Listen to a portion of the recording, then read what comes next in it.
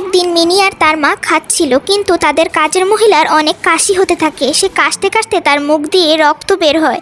এই সব মিনির মা দেখে আর তার জন্য অনেকগুলো সবজি আর ভালো ভালো খাবার দিয়ে দেয়। কাজের মহিলা এতে খুশি হয় এবং বাড়ি যায়, কিন্তু তার কাশি থামছিল না।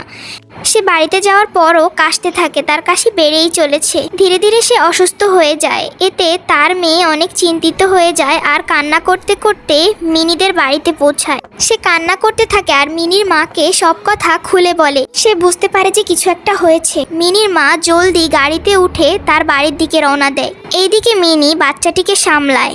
মিনির মা তাড়াতাড়ি অ্যাম্বুলেন্স খবর দেয় আর সেই কাজের মহিলাকে নিয়ে হাসপাতালের উদ্দেশ্যে রওনা হয়। তাকে হাসপাতালে ভর্তি করা হয়। জানা যায় তার অনেক কঠিন অসুখ হয়েছে আর এই অসুখ ছাড়াতে অনেক টাকা লাগবে। মিনির মা কোনো চিন্তা না করেই সব টাকা পরিশোধ করে। তারপর মিনি আর সেই বাচ্চাটি মিলে তার মাকে দেখতে যায় আর তাকে জড়িয়ে ধরে।